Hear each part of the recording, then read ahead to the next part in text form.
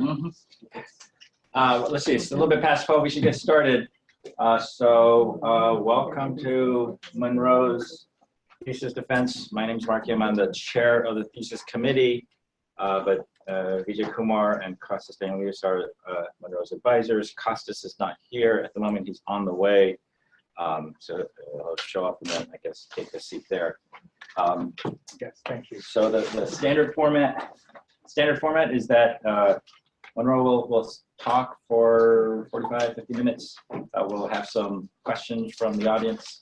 Are you expecting more about questions? We'll see. Okay. And then we'll kick everybody out, and then the committee will speak with Monroe. I guess we should mention that this is being recorded as well. So watch what you say. All right, thank you very much, Marcus, and thank you all for coming. So today I'm going to talk to you about modeling and control for robotic assistance, and specifically looking at wet lab robotic assistance. So the outline of the talk is I'll talk about two main projects within this category. Specifically precision pouring and secondarily cooperative transport. And within this, we're going to talk about topics about how you can pour from containers when the pouring container is known and when it's unknown, as well as how you can cooperatively transport all the different things you need to consider from that, from decomposing your free space to plan a trajectory, to how multiple robots can work together to carry something, and then finally, new emerging work, how you can actually consider the human in the loop when you want to do this complex task of carrying with limited communication. So really just to start off and give you a little bit of brief history about where this fits into the history of robotics. So we can really think of 3 A's of robotics, the first being automation.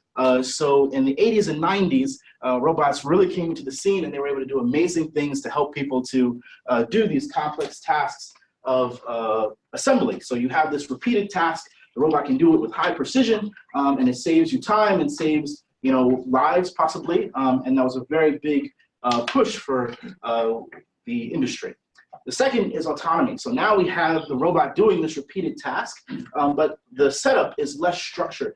So you can imagine with this car here, you need to perceive your environment and drive to a goal. So maybe you're confined to a map, to a road, but ultimately, it's unstructured. Something can happen. Someone can walk across the path and you need to accommodate that. But within that, you still have a structured task and you just need to accommodate some of these perturbations. And then finally, in the 2000s, we have this onset of augmentation. So now we have these robots that are working very closely with human counterparts. So now not only do they need to be able to do something reliably, not only do they need to be able to operate in unstructured environments, but now they might have to work alongside people and handle all of the uncertainty that's associated with that. So why are these assistants advantageous? One great motivator is safety. So you can think about all of these different scenarios where a robot can be a part of the team or even replace and possibly save or improve the situation. And then you can think of convenience. So, if you have a robot that's able to serve someone, it's kind of like a phone and less like another person. So if I have a disability and the robot can help me, it's kind of like a phone extending my ability as a part of me, and I gain that independence and possibly even self-respect back for myself.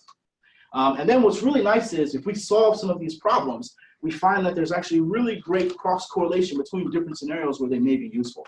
So here, if I can carry something, that's great in a wet lab. If I'm carrying, a heavy object through the lab, or even for a home, this is applicable in that scenario as well.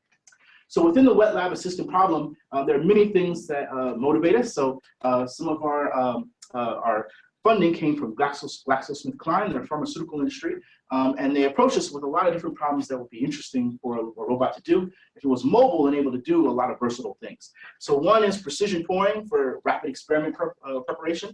The second is cooperative transport. Another you can imagine is replacing and restocking equipment. Another is possibly cleaning up an experiment. And then finally, maybe you want the robot to be able to maintain cultures when the scientists are away. So if you think about these, all of these tasks have a lot of sequential things that need to happen. So they're not just you do one thing and you're done. You need to do this, then this, then this. And how do you model that and keep consistency and reliability is a challenge which we want to address. So in my work, in the time I've had here, in the 7 years, I've only been able to address 2 of these, and those are what I'm going to talk about today. So we're going to start off with precision pouring for rapid experiment preparation. So first we want to say, how can we actually complete a complex task? So if I give you this state machine where X are the states of your system, Z are the measurements, and U are your inputs, you need to first perceive the environment. So you need to perceive what you believe your state to be. And that may not always be a one-to-one relation. And then whatever your task is, whatever you're trying to do, you need to be able to describe in terms of a desired state that you want to reach. And then finally, you need to determine what the control input is that will allow you to achieve that desired final state.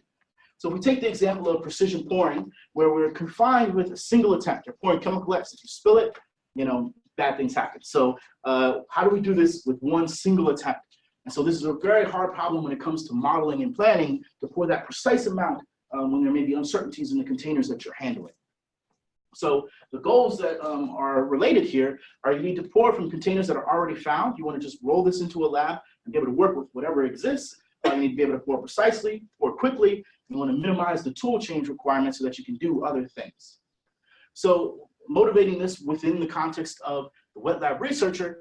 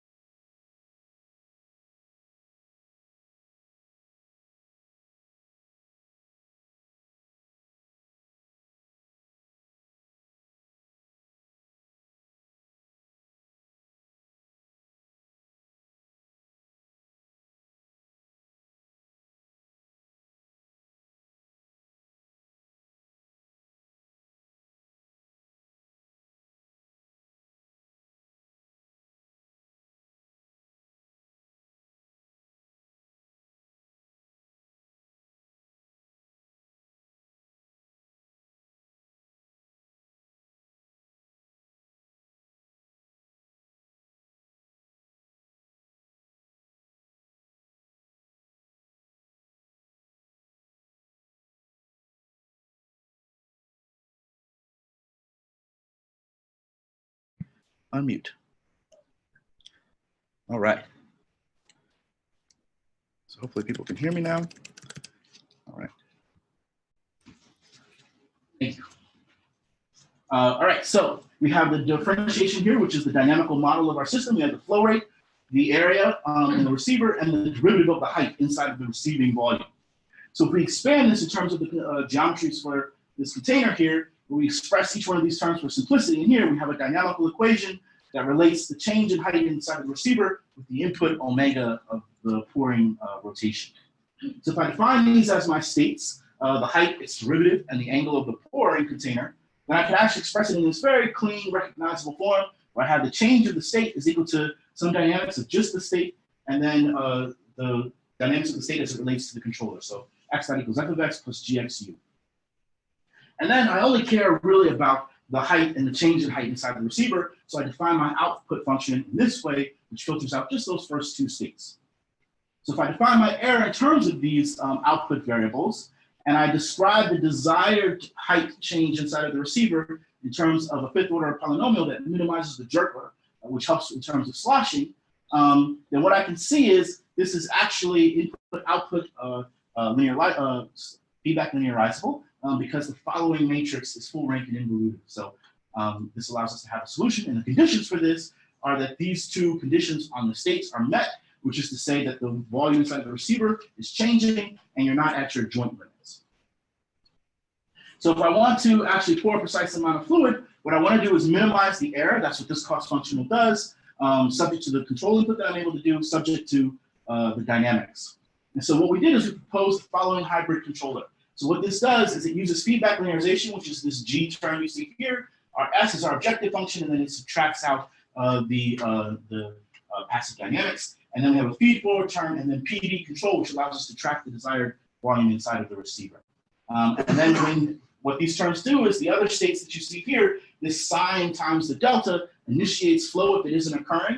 Zero term is if you're outside of your joint limits. But then as you begin to pour, what you can then see is this second term of your hybrid controller ensures that it goes back into the first state, right? And so if you are able to get pushed back into that first state, then I can talk just about stability in that first state, which is shown here. And the conditions for stability are these conditions on the gains for your PD controller.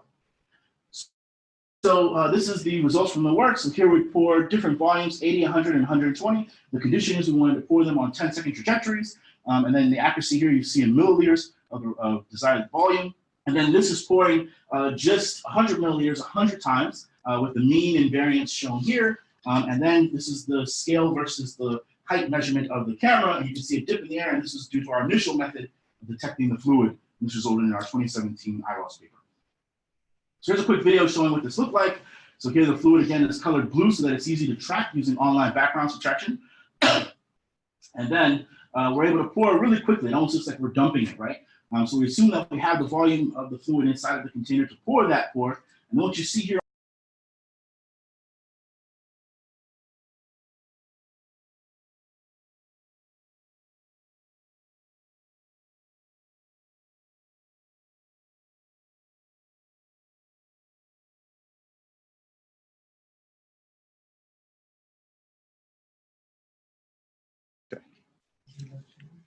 see that thing.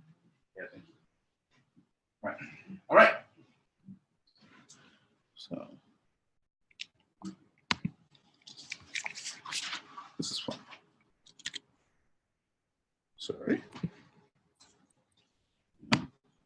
Technology. Good show.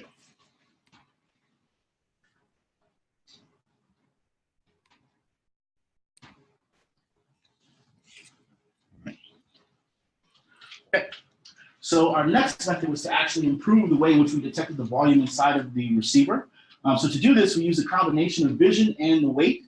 So here our method used a neural network that tracks the fluid inside of the receiver and can actually track the pixels that are water pixels using a convolutional neural network. And this is the detection you see here, and it's agnostic to the transparency or the color of the fluid. And then we combine these in a Kalman filter. These run at different rates so that the vision is much faster. It allows us to, but less accurate than the weight, so it allows us to have a much faster estimate of what that volume is inside of the receiving container. So moving forward, right, we had the case where we knew both container geometries. What happens when we don't know the geometry of the pouring container? What can we do in that instance? So here we're going to specifically look at this case, and here we assume that we have the ability to initially measure the geometry of the pouring container. So here, again, as I just said, we assume that the pouring container is observable, and again, we want to find what input allows us to track the desired height inside of the receiving volume. So here's a full state machine that you can imagine implementing in order to achieve this full state. You want to pick it up, scan it, pour it, and then replace it. But I'm really going to focus here on scanning the container geometry to get that essential information and then performing that precision pour. So now again, we have this flow rate equation. A change in volume in the receiver is the negative of the change in volume inside of the pour. This red is actually the transient volume. If you hold it still, this will dissipate and leave only the blue, which is below that line. And then we have the receiver volume. So if I differentiate this and expand the two volumes inside of the receiver, again, I have that steady state and that transient term. Right? And so what I want to do is I want to make this lump where I take this transient and I encapsulate that in the fall time into one single variable, which is the time delay. And that leaves me with just the steady state term on the right-hand side. So if I do this, the time delay will then become a function of the geometry of the pouring container, where this is a radial function as a function of the z, or the height of the container. And then the angle at which you're holding it, as well as the control input at the last step if you have this in control loop. And so then I want to actually attenuate the error inside of the receiver, as you see here, where again, I'll specify some desired trajectory for the volume. And again, our objective is to minimize this error over the entire pour. So the key aspect which we did is we realized this really cool aspect of the physics that we could leverage. So if you hold the container at steady state at different angles, what you can actually create is this one-dimensional volume profile, which expresses the maximum amount of volume that can be in this container at that particular angle. And if you pour this into a receiving container, what you'll see is this stratifies for different container geometries. The key aspect to note is if I have the pouring geometry, it's a decreasing function, and then the receiver, it's an increasing function. So if you differentiate them, their derivatives will be opposite, but equality in value. So then I define this error metric on the geometry of the container. So if you have containers that are non-symmetric, this becomes more complex, but it's still possible. But if we have symmetric containers, we can actually just look at one of the edges and talk about that to determine the distance, if we will, between two containers. So here I integrate over the entire height, where the height may be different for the two containers. I have this geometric radial function. I subtract those at every point and square those, and this gives me a positive error function, which gives me a metric or the distance between these two containers. And the assertion is, as this error metric goes to 0, the two containers should become the same geometry if they are symmetric. So then what we did is we wanted to extract this information from containers. So we used a time of flight sensor to scan these containers. And then we extracted the table, used cylinders to fit the different heights of this, and then we fit those cylinder radial fits with the Gaussian process function to get a fit of the edge profile of the container that we care about. Then we used NVIDIA Flex to pour simulated fluids inside of the software, where we mimic the empirically mimic the properties of water. And then what we were able to see is we could then say if we had containers that were very close in the geometry, we expect them to have that same volume profile, which we could extract from simulation, as you see here. So this is the control diagram of our system, right? And what's important to note is what we really don't know is what are these models as we begin to pour. What is that volume profile for this new container? And what is the associated time delay?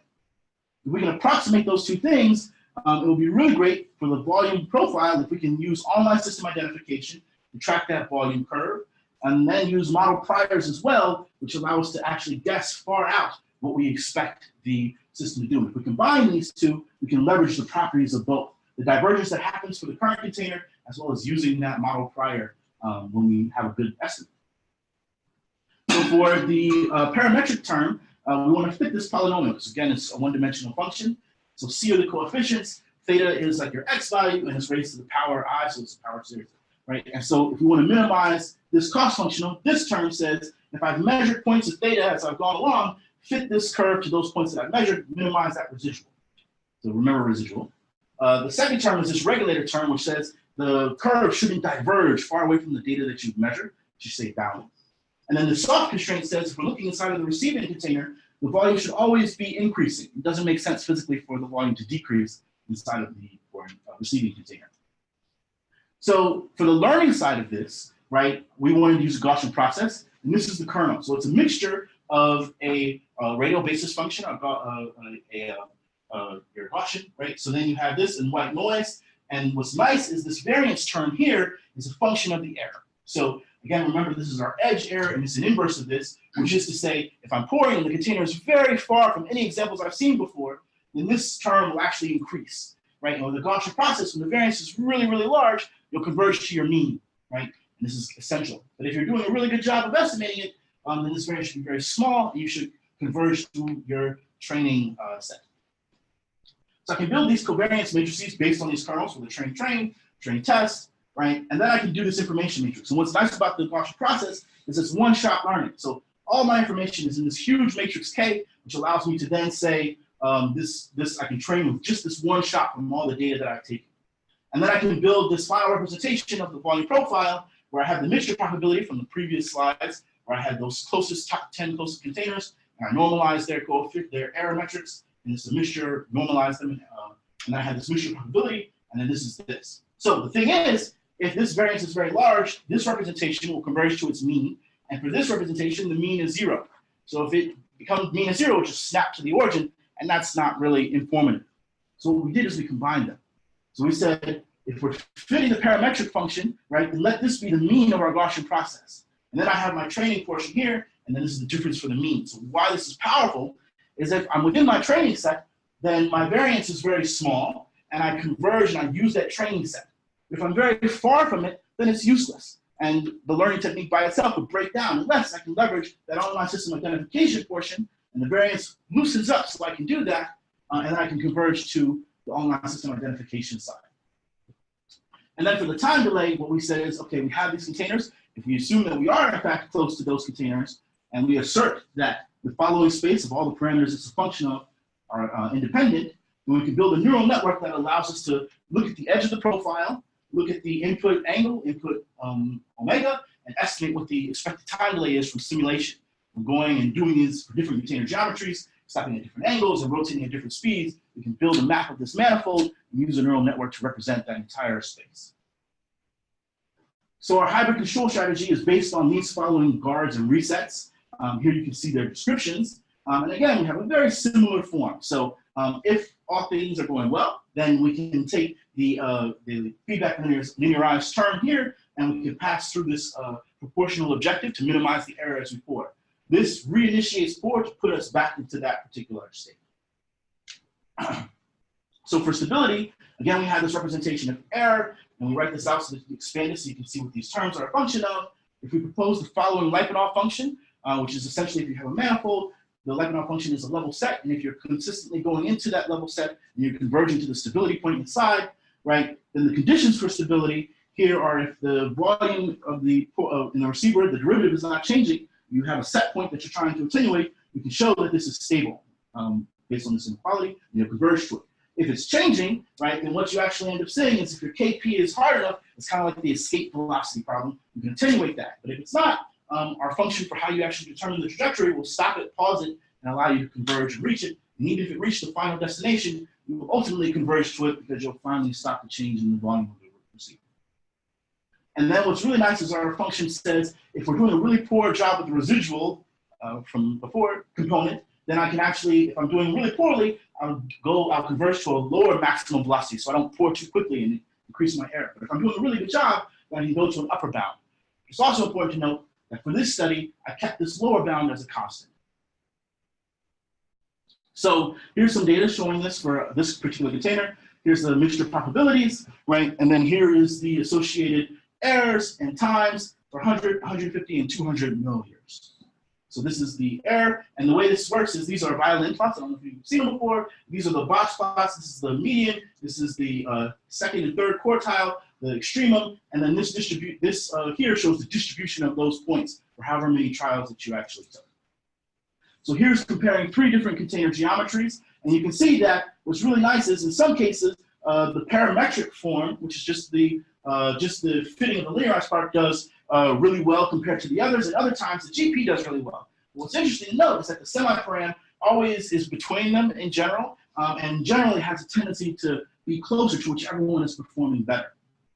So take this example. So here I have a very poor fit, very poor model priors, and then here for 200, the parametric did a really good job of fitting in on that long pour, but the GP was horrible, as you would expect it to be. And the semi-param, which had both of these in its function, you can see gravitated toward the parametric form. So if I'm deploying this robot and I'm never going to see it again, it's a really good idea to think about what can perform the best in all possible scenarios and average that performance.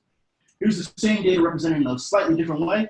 Here's your containers, not for the other pouring, but for this container set. You can see the model prior curves. This is the volume versus theta angle. These are the priors. This is your estimated curve that you projected. And then this is the current fit. And you can see how well it fit that estimate for that volume profile. For 13 different containers, this is the mean and variance for 10 pours each. Using the semi-parametric method, I fit a GP function just to show the trend here, the variance and the mean. You can see that there's a slight increase, and it goes back to the fact that I said that lower maximum velocity I set was set at a constant. So if you have a very long container and I have a little theta, there's going to be more volume you're going to pass through just because the container is longer if you keep that a constant. If you want to make that better, you can reduce that lower maximum velocity, and that allows you to then attenuate that error and make that more flat. So here is the distribution, time versus error, as you can see, and comparing it to similar methods, they had pours that were between 20 and 35 seconds. So we're arguably close to that, but for that, we have much preciser pours for that given time that it takes to pour those containers. So here's a quick video demonstrating the abilities of the pouring. So here we're going to go through, we're going to scan the container. So this paper is put here so that it will be easy for the time of flight sensor to see it. We extract that geometry. And then this is showing the simulated pours that we did in NVIDIA Flex. So we poured from all of these different containers and obtained those profiles.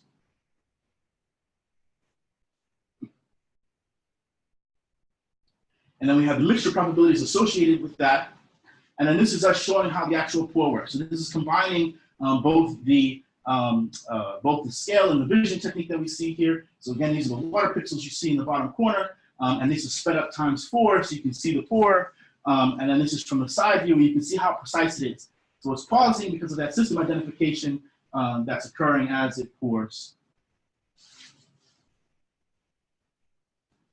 But as you can see, we can hit our mark very well. I think the scientists would be very happy if they were to see this. And the next slide. Yes, so then you can think about the entire pipeline. So this is what we did last April. We took this to Germany for the KUKA Innovation Award. So here we have an interface. We tell it which container you want to pour from, how much you want. It's able to scan the area to pour, finds the containers between those perturbtions, picks up the container that you want to pour from, transports it to the area to pour without spilling, and then is able to pour into the receiver volume. So here the fiducial is not only used for, the camera is not only good just for tracking the volume, but it also locates where the beaker is so that we can actually attenuate that location and then make sure we don't spill roughly by figuring out where that receiver actually is. And then this is the awesome shot. You see here, the fluid just flowing and entering. This is success, PhD worthy stuff. All right. So now we look at these two scenarios for when we know both containers and when we only know, and when we can't observe the geometry of the pouring container. And the big takeaways I want to put here are first, modeling. So why this works so well, right, is the fact that we actually used physics-inspired models to allow for very compact representation. And then the model is extremely adaptive when we incorporate learning while remaining structured based on those physics assertions. And then our controller, right, we built stable controllers that allowed us to work precisely, and it was able to accommodate different modes of the system. So these two things really drive together. But what I really want you to hold in your mind is the fact that it's really important to think about the physics in a compact form, because then you can do more with less data. So now I'm going to transition to cooperative transport. So again, we have a similar set. We have our states, we have a goal and a place where we want to go, start and go, A and B. So if we can perceive the human, perceive the environment, right, and we're able to predict what the expected human motion is or combine the system motion, then what are the robot control inputs that we need to achieve that goal? So really, we want to look at the notion of limited communication. So I don't know if you can hear, but these guys really aren't talking as they're transporting this piano through this environment. So if you do hear, you'll hear them ding a key right when they walk through the door. But other than that, you don't really talk, they know what's going on, and they're able to transport really well together.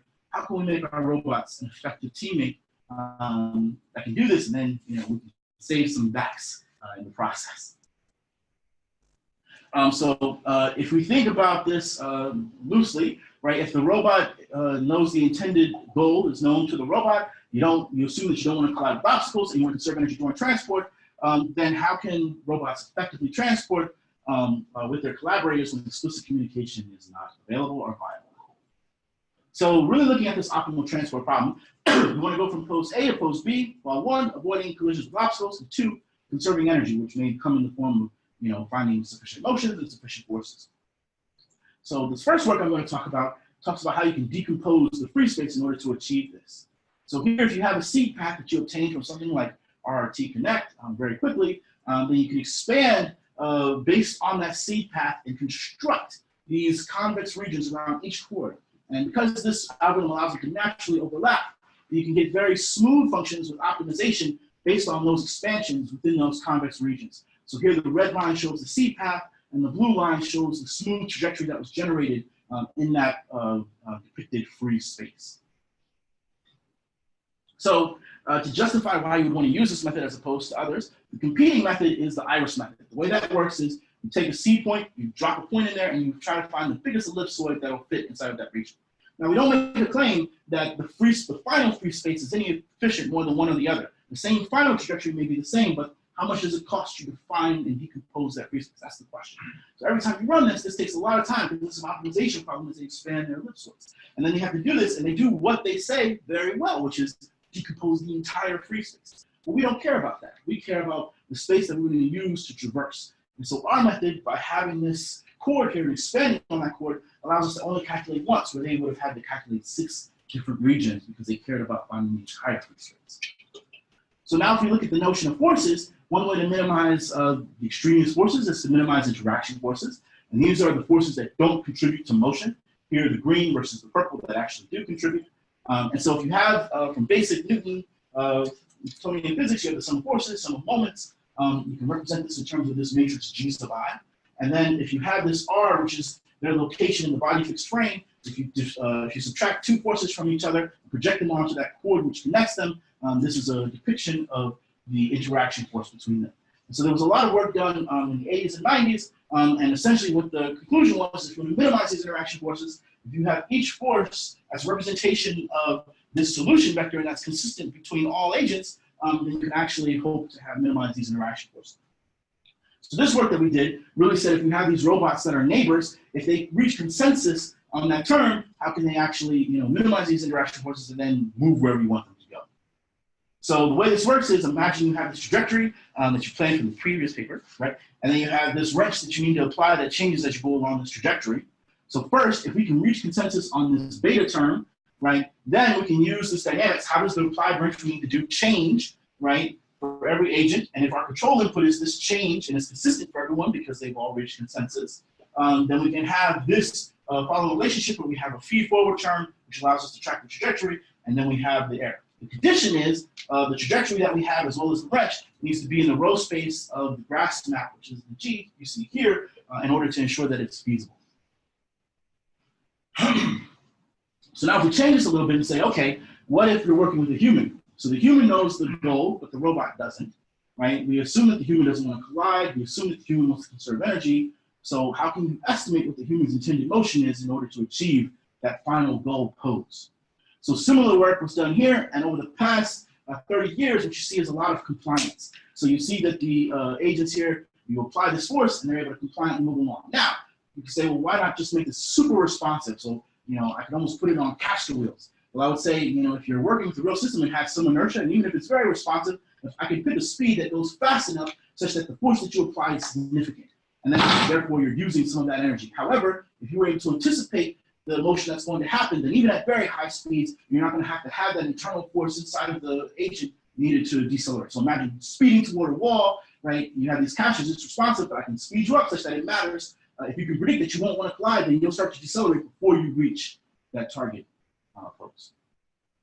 So technical challenges that are incorporated in this, you need to think about adapting to the system dynamics, managing load distributions, and what we're going to focus on is planning in some structured environments, so finding the most likely path the human intends.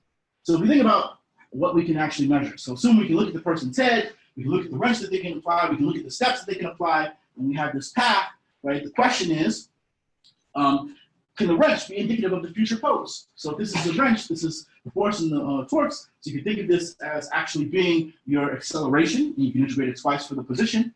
If I have the head and the step directions, if I normalize them and scale them by the velocity, I can even think of these as being both indicative possibly of velocity directions that I plan on moving in and integrating that once, or even if I'm going to change and move in those particular directions, that can be indicative of accelerations as well.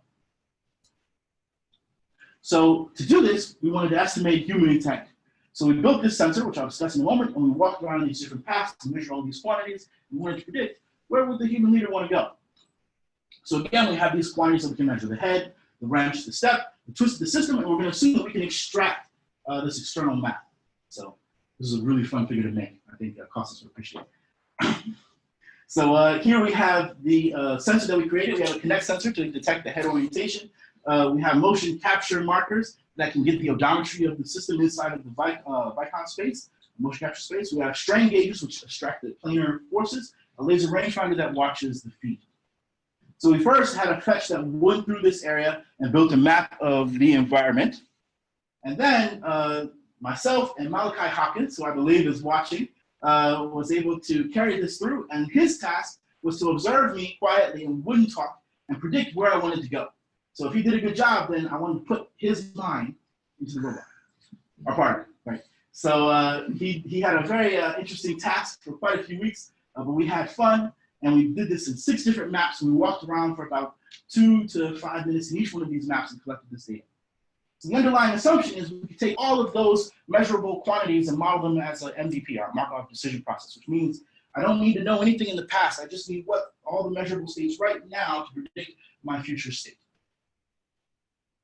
So to do this, some considerations we did was, first, we were thinking you can model these different quantities separately, but how you combine them is non-trivial. You can imagine the head and the wrench may be coupled only in certain environments, you know, which way you look down a path may only be effective if you're in an open space versus in a hallway, for instance. So you have these interdependencies. We were then going to use a Gaussian process to do it, but if this underlying function ended up being highly nonlinear, then the requirement is you actually have to retain that data. So in high nonlinearity, the Gaussian process needs to have measurable points at each one of those sample points and maintain those in order to do it. So even with sparsification, this can be very not cost efficient. And so if you use a neural network, you can actually extract that underlying function with a lower dimensional representation, and that's very advantageous. So here we extract the local map. This is in the body fixed frame.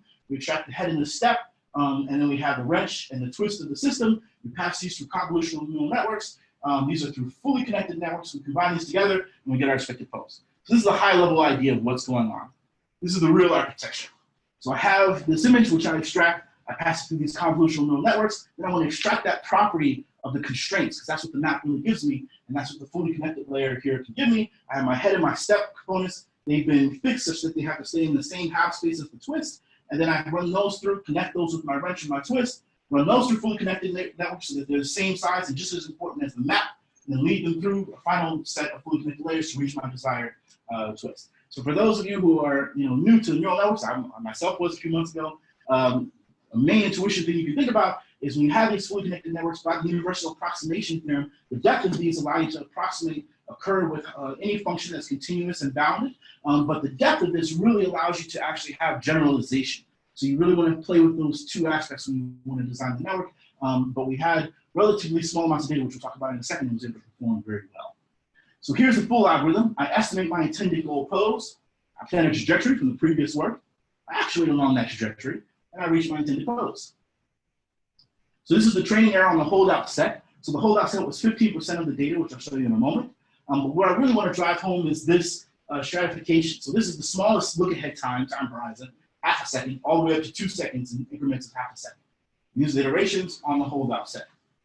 This was for the XY position error from where you wanted to go, squared in centimeters. And then this is the angle in degrees squared for each one of these as well. And the stratification is unique. And what I really want to drive home from this is really good motivator to assume that the NDP assumption was good, because the further out you go, right, the harder it will be to predict. But if you are on a small time horizon, you can see that that becomes very accurate. So here's a representation of that data. We actually had relatively small data sizes.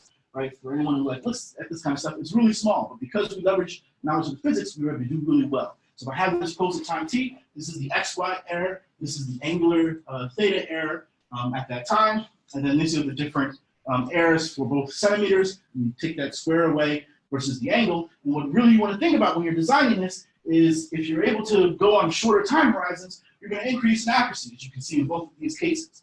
But if you want to do more things between when you need to calculate again, you want to go forward for longer time horizons so you have that computational freedom. So this is the trade-off. And so what we ended up doing was looking at the 1.5 second horizon. So here, the purple is the predicted, the red is the pose of the system. This is just my step vector. This is the vector you see here. This is the local map inside of the body fixed frame. And this is just a snapshot of the video that I'm getting ready to show you now. So what we see here is we start carrying. You have the purple, which is the predicted pose. We're standing here, and then we take off, right? And so we start walking along, and you can see that the purple is predicting it. So it's not perfect, which is why we would use this. We wouldn't do an end-to-end thing, but this would actually, if it's able to predict reasonably well, then we can hope to minimize these interaction forces, and we don't risk collision. So one thing to note before this takes off really quickly, because we speed it up, is it may look like they're collisions, but that's just an artifact of the fact that we're looking at a top-down view of this inside of our vids. So it's like a fisheye lens. We actually didn't collide, and you always remain in the center of the image that you see here. And so as you go really quickly, you can see that we're actually able to do a decently job of predicting what that future pose is, looking ahead. And even when we change directions and walk in different ways, we're still able to do a really good job. And so part of this is, how well the neural network did, but also this is how well Malachi did, because we were able to transfer that model from him to this neural network. And so we're in the next steps phase of saying, okay, what does it take to put one of these on a robot? And we can test out these different intention parameters. And so an idea for how you actually control such a system, you can make the arm compliant, you then do control for the base, right? And then you have to think about for the control of the base, if you're grasping with the arm, you have this grasp constraint, which means you can't turn more than 90 degrees from your grasp angle. And so our final control law is a feed-forward term, which is really what will reduce those interaction forces because you can predict what needs to happen. And then the feedback term, which is the compliance, which we've been doing for the last 30 years. So this is the entire framework and why it is complete. So we're able to observe the human collaborating environment. We can estimate the intended pose of the work I showed you here. With this work, we're able to plan feasible trajectories to the estimated pose. And with this final work, given the grasp snap, if you can see where the human is grasping, you can apply the forces that allow you to track the desired force and minimize the internal stresses and repeat.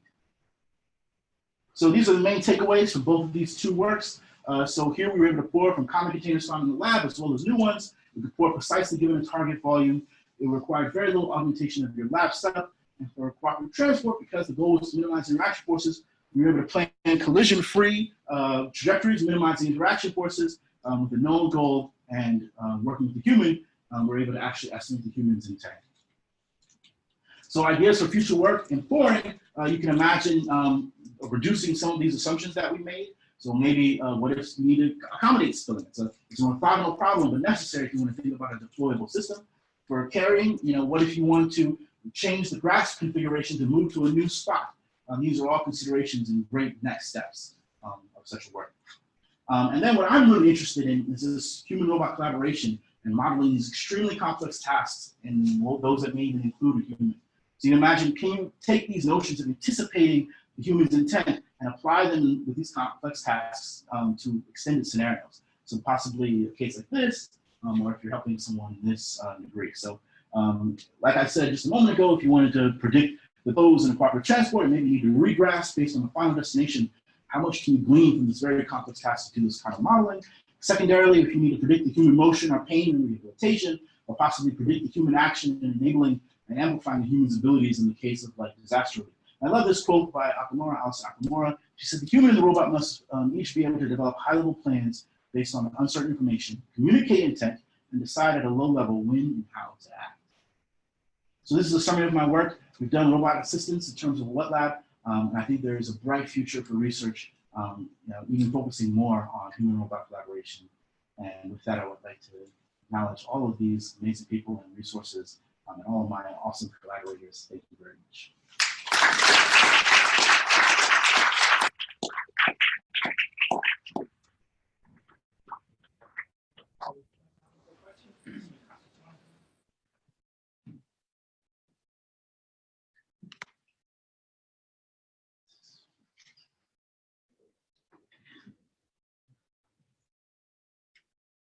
In the cooperative transport work, Yeah. what if anything is lost by assuming that human are cooking?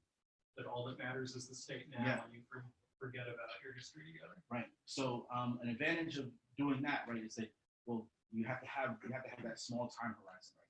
So as you saw when you got to 2 seconds, the error began to grow. So for 1.5 seconds, our average XY error was 30 centimeters, right? So we were walking around 1 to 1.5 meters per second, so that was decent. If you want to do more trajectories, longer trajectories, right, then that MVP assumption breaks down.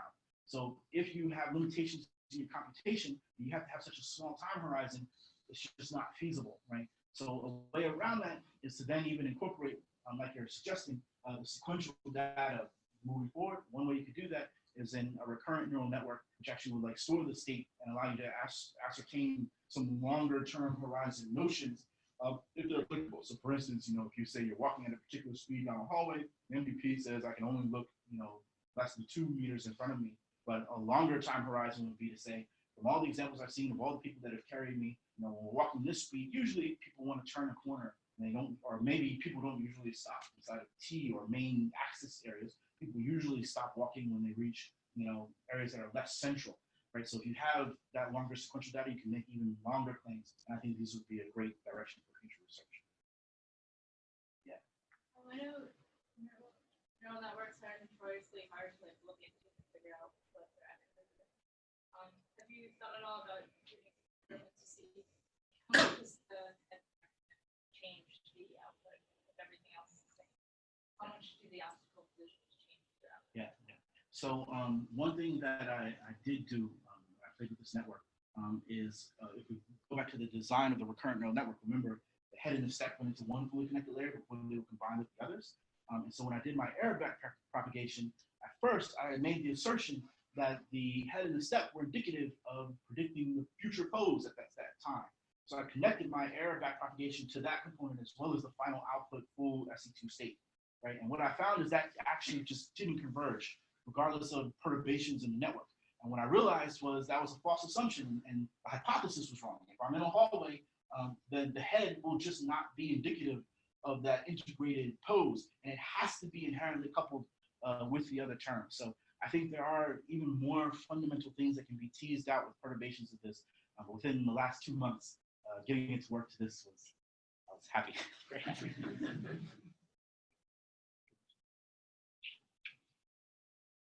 Any other questions? Can I follow up on Jimmy's question? Sure. At the other end of the, I know I'm not part of the audience, but I hope you indulge. Of course. At the other end of the extreme, so you talked about the case where you have a lot, long history and that gives you more predictive power. What if you had no history? So I don't know if you ever looked. I know you have plots of 0.5, 1, 1.5. Yeah.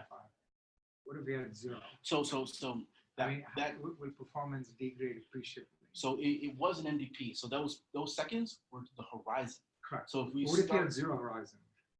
Then you wouldn't compute, like you wouldn't have a good computation. But I would expect the accuracy to be 100% for the MDP assumption, right? Because at some infinitesimal amount, right, all of these things may only almost integrate with like a velocity, relation almost at that. Right. But the question I'm asking is, how much value does this intent prediction actually add?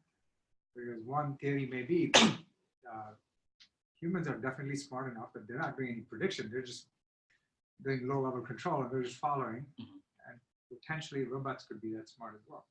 So I guess this is really asking the difference between the benefits of just compliance, right, versus the prediction, right? So ultimately, right, if you think about it, so in all the papers that I've read over the past 30 years, right, a lot of times when there is compliance, it's left to the human to actually plan the final trajectory and force the robot to do these types of things. So the more cluttered I make your environment, let's say I give you a really interesting zigzaggy pattern, right, the more forces you're going to have to apply in order to do this. So even if we remove the horizon conversation completely and say, I want to predict, right, you won't have to apply all of these forces because I'm potentially, understanding the plan, because the best case scenario is to approach the centralized system, which says I have a single governor and I'm telling every agent what they need to do. And in that case, there will be no interaction forces because the plan is known to all. So assuming that kind of model or paradigm is the one you want, right, in that case, because it's a single governor, everyone knows what they're supposed to do. So anything subpar to that, right, or anything that approaches that, I would argue gets better with the condition that you call that the optimal way you want to perform. So if everyone knew a plan and it was even open loop, for instance, right, I would argue that that would be better than if you didn't know the information and you're having to transpose that through, right? And even the compliance, you could even imagine, is in fact almost the zero time horizon case, because I have this compliance and I'm applying this force, and you're taking that instantaneous force, you know, and saying, okay, I need to do some action instantaneously.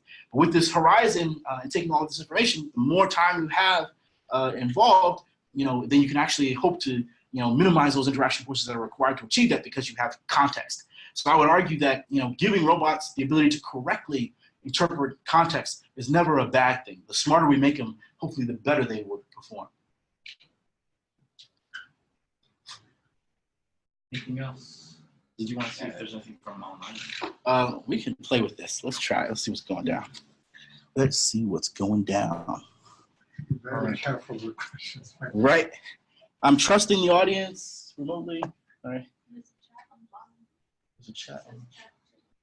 Yeah. Oh, Dinesh raised his hand. I'm sorry. Oh, let me, It's complicated. yeah. Deidre here. So I have this here. Let me turn on the volume, actually. I have this remote. So I'm gonna unmute the audience here, so not everyone talk at once. All right. So I see that Dinesh raised his hand. Dinesh, do you have a question? You can unmute yourself if you're still there. Let's see who's here. Got Mickey here. Hey, Dinesh, you're still muted, so unmute yourself, or I can unmute you here. You are not. Oh, no, he is not unmuted. Oh no! I'm not going to lower your hand. I respect your question. So if anyone has questions for me later, please reach out. Sorry, I'm not able to answer them here. Thank you again, everyone who attended remotely. All right, so, okay, at this point, I'd like to invite everyone to. I'm going to be ending the meeting now. Thank you guys, everyone, for coming. Hopefully you enjoyed it.